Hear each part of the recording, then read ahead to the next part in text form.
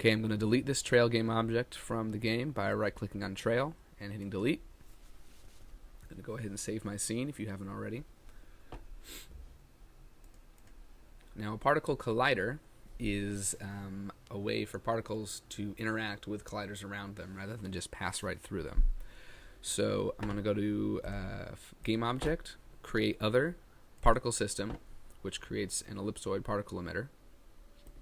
Alternatively, you could delete this, create an empty game object, rename it particle system, and hit enter, and then go to component, particles, ellipsoid particle emitter, component, particles, particle animator, and component, particles, particle renderer.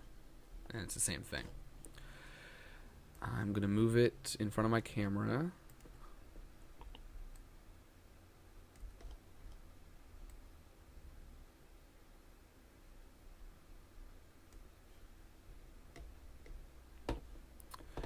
I'm going to make sure that this material in the particle renderer is set to fire add.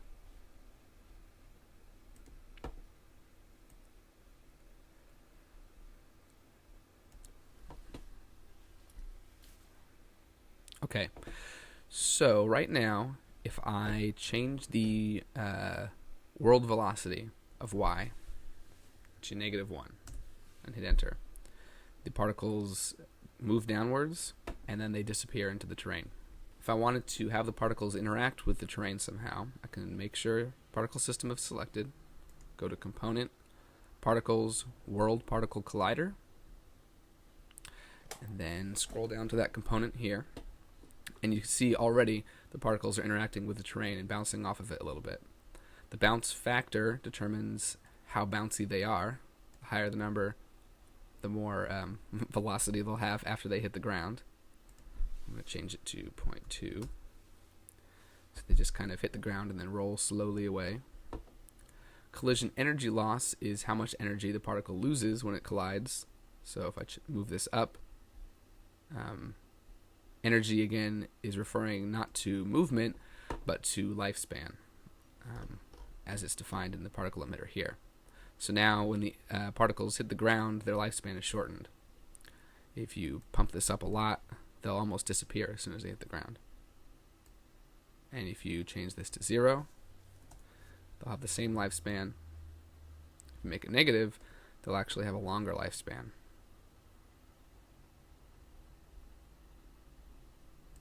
Leave that back at 0. Collides with determines which layers it's going to apply to. So if you want it to collide with some layers and not other layers, like if you want it to collide with the ground and not with the player, or with like these LURPS characters, you can just select or deselect those layers from this list here. Send collision message means that when it collides with something like a player, you can send the player script a message. This is if you're going to use particles as a projectile weapon or something. So if you had, say, a particle weapon that had one particle, so it was min and max emission is set to 1, and the size is big, 10, and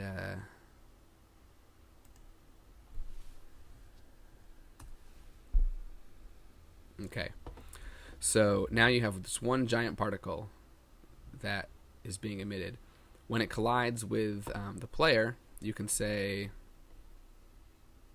I'm going to send a collision message to the player. And then in the interactivity scripting that you'll learn about later, you can say, oh, this particle just hit me. I'm going to apply damage to my character or to my player. Min kill velocity means that if the particles reach a certain velocity after they collide with something, they'll be destroyed. So if you pump this up, you'll see that there's a certain threshold at which these particles will just destroy themselves once they hit the collider. This is good for waterfalls or any kind of particle system that you want to interact with the environment somehow.